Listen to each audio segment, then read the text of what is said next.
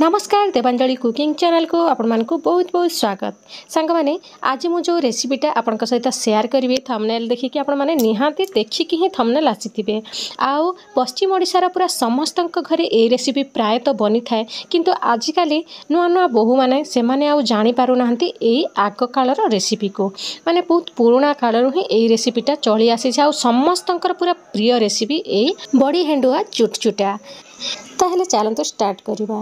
प्रथमे आम या गोटे मसला प्रस्तुत करनबा, माने बेसर प्रस्तुत करनबा। बेसर टिके देले तार बढ़िया फ्लेवर आसी थाए। एठी देखि पारुथिबे मु टिके अदा नेइची आउ कंचा लंका आउ सोरिष को भलसे बतुरे नेइची।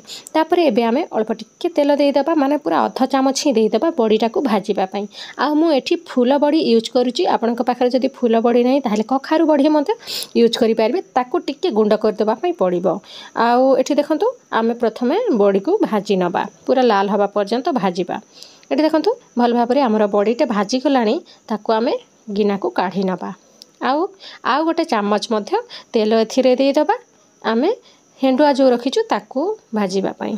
तेलटा भलसे गरम हो सारला परे आमे एथिरे हेंडुआ को पकई देबा। निज घर लोकंक अनुसार आपण परिमाण कम बेसी करि पारिबे। यार किछि मेजरमेंट नाही, आपण जेतिके अधिका दरकार सेतिके ही करिवे। आउ या को पूरा फ्लेम को लो करिकि आमे हेंडुआ को भाजीबा। पूरा टिके 2 मिनिट पई ही भाजीबा, काहेकि ना जदी अधिका आपण टिके लाल करि भाजी देबे ताहले पिता लागि जिवो। देखि पारुथिबे पूरा गोल्डन हिची, सेमति ही हमको दरकार। संगे संगे आपण काढी देबे आउ फ्लेम को पूरा ऑफ करिकि ही काढिबे, नहले कढ़ई रे आउरी ताती जीवो।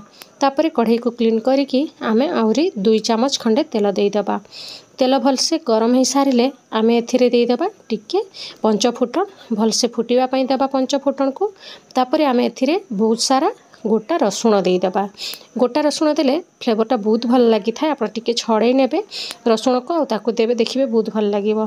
तापरे एथिरे टिके भृसंग पत्र देबा, सुंदर बास्ना आसीबो आउ देह पई मध्ये बहुत भल। आपण खाद्य रे निहाती भृसंग पत्र को शामिल करंतु। तापरे एई सब टिके नाली पड़ी आसिले आमे एथिरे देई देबा कटा टमाटो। जेहेतु हेंडुआ टिके खटा हेई थाए, सेति पई मु गोटे टमाटो ही यूज करूची। आपन को जदी अधिका टमाटो दरकार, माने टिके खटा दरकार, ताहले आउ टिके गोटे टमाटो अधिका ही नहीं पारबे, किछि असुविधा नहीं। तापरे एथिरे देई देउची मु स्वाद अनुसार लूण। एई समय रे ही जेतिकी लूण दरकार सेतिकी आपण देई देबे, जा द्वारा कि टमाटो मध्ये भलसे भाजी हेई पारिबो। एबे आमे किछि समय टमाटो को भाजी नबा। तापरे जो बेसरटा को आमे बाटी के रखिथिले ताकू एथिरे देई दबा। आपण बिना बेसर रे मध्ये एई रेसिपीटा बनै पारिबे। बेसर को स्किप करि पारिबे, किंतु बेसर टिके देले आहुरी टेस्टटा बहुत भल लागि थाए। सेति पई मु टिके बेसर दे दउची। आम घरे तो मु एभलिया ही रांधि थाए। आउ आपनक घरे बेसर पकई कि रांधंती कि नाही जदि जानि चंते ताहले मते कमेंट करिवे।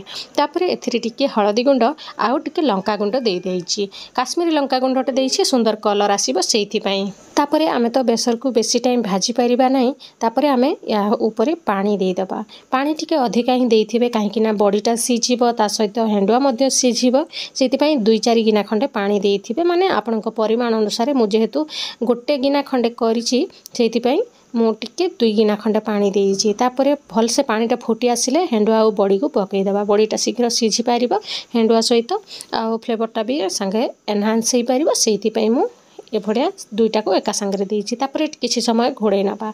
मझे मझे मु काढ़ी देखुथिली, देखि पारुथिबे बड़ीटा भल भाबरे पूरा सिझी गलाणी। आउ याको आमे किछि समय आउरी गोळेई नबा। देखि पारुथिबे भलसे बड़ीटा सिझी जाइछि। जदि सिझिनी ताहले गरम पानी आपण टिके आउरी देइकी आउरी मध्ये बसई पारिबे। सांग माने आशा करिछि ए रेसिपीटा आपण माने पसंद करिथिबे। देखा हबो नेक्स्ट वीडियो रे गोटे नुवा रेसिपी सहित।